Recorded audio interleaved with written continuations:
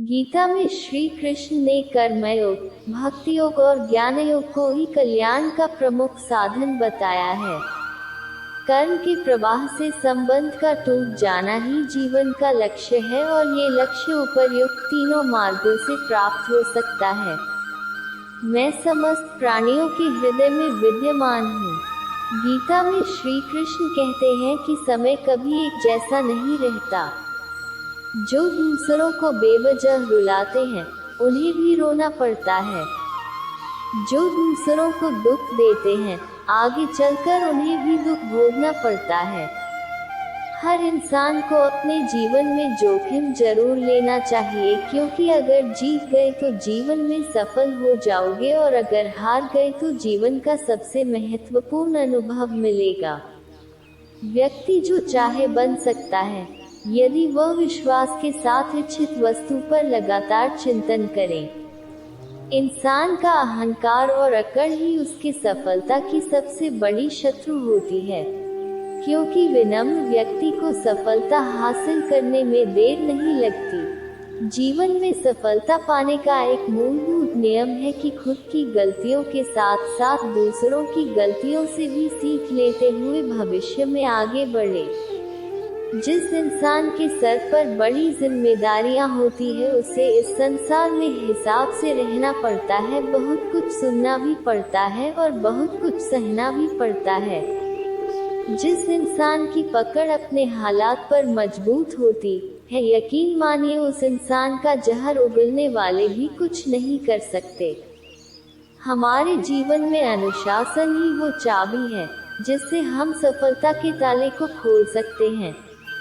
आप जीवन में जितना ज्यादा संघर्ष करेंगे, यकीन मानिए आप उतने ही ज्यादा बुलंद बनेंगे। इंसान का दुख कई बार हमसे सिर्फ सहारा मांगता है, सलाह नहीं।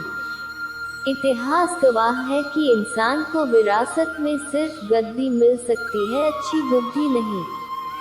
हमारी आंखें बंद कर लेने से हमारे जीवन में आने वाली समस्याएं समाप्त नहीं होगी। हमें अपनी आंखों को खोलकर ही उस समस्या का समाधान निकालना होगा। इंसान को वक्त की कीमत तब समझ में आती है जब उसके पास वक्त ही नहीं रहता। इस संसार में हमेशा हैसियत से बड़ा इंसानियत का कद होता है। चाहे हमारी परिस्थिति कैसी भी हो, किसी को इतनी हिम्मत और इजाजत मत देना कि वो हमारे सारे सपनों को खत्म कर दे।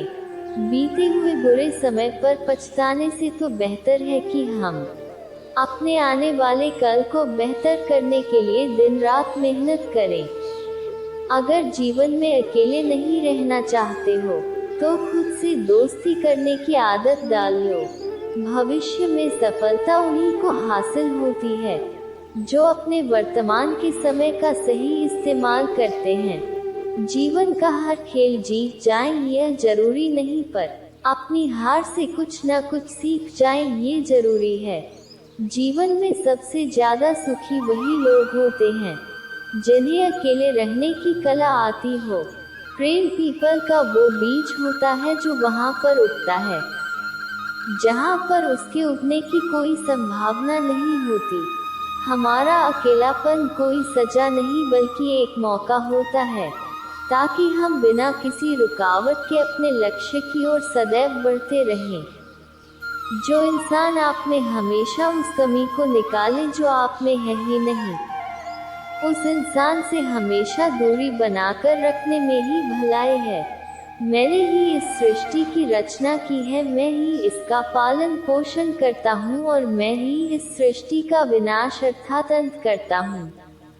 जब जब संसार में धर्म की हार होगी और अधर्म की विजय होगी, तब तब मैं इस संसार पर अवतार लूंगा। धर्म कर्म से होता है, कर्म के बिना धर्म की कोई परिभाषा नहीं है। हमारी आस्था की परीक्षा तब होती है जब हम जो चाहे वो हमें न मिले और फिर भी हमारे दिल से प्रभु के लिए शुक्रिया ही निकले। लोग अक्सर सच कहने से बचते हैं या डरते हैं, पर सत्य कभी छुप नहीं सकता और न ही कभी मिट सकता है। कितना भी छुपा लो पर सच तो उजागर हो ही जाएगा। अहंकार से इंसान की प्रतिष्ठा, वंश, वैभव तीनों ही समाप्त हो जाते हैं। आत्मा अमर है, इसलिए मरने की चिंता कभी मत करो। आत्मा का अंतिम लक्ष्य परमात्मा से मिलन होता है। सत्य कभी भी नष्ट नहीं हो सकता। मौन सबसे अच्छा उत्तर है ऐसे व्यक्ति के लिए जो आपके शब्दों को महत्व नहीं देता। कर्म का फल व्यक्ति को उसी तरह ढूंढ लेता है जैसे व्यक्ति कर्म करने से कभी छुटकारा नहीं पा सकता है। अमीर बनने के लिए एक एक क्षण संग्रह करना पड़ता है, किंतु अमर बनने के लिए एक एक कण बांटना पड़ता है। धर्म युद्ध में कोई भी व्यक्ति निष्पक्ष नहीं रह सकता है। धर्म युद्ध में जो व्यक्ति धर्म के साथ नहीं खड़ा है, इसका अर्थ है वह धर्म का साथ दे रहा है, वह धर्म के साथ खड़ा है। श्री कृष्ण जी कहते हैं, किसी जंगली जानवर की अपेक्षा एक कपटी और दुष्ट मित्र से अधिक डरना चाहिए। जानवर तो बस आपके शरीर को नुकसान पहुंचा सकता है, पर एक बुरा मित्र आपकी बुद्धि को नुकसान पहुंचा सकता है। किसी विवाद में हम जैसे ही क्रोधित होते हैं, हम सच का मार्ग छोड़ देते हैं और अपने लिए प्रयास करने लगते हैं। जो व्यक्ति सिर्फ बोलता रहता है, वह ज्ञानी नहीं कहलाता, बल्कि जो व्यक्ति शांतिपूर्ण, प्रेमपूर्ण और निर्भय है, वास्तव में वही ज्ञानी है। आप चाहे जितनी किताबें पढ़ लें, कितने भी अच्छे प्रवचन सुन लें, उनका कोई फायदा नहीं होगा जब तक कि आप उनको अपने जीवन में नहीं अपनाते।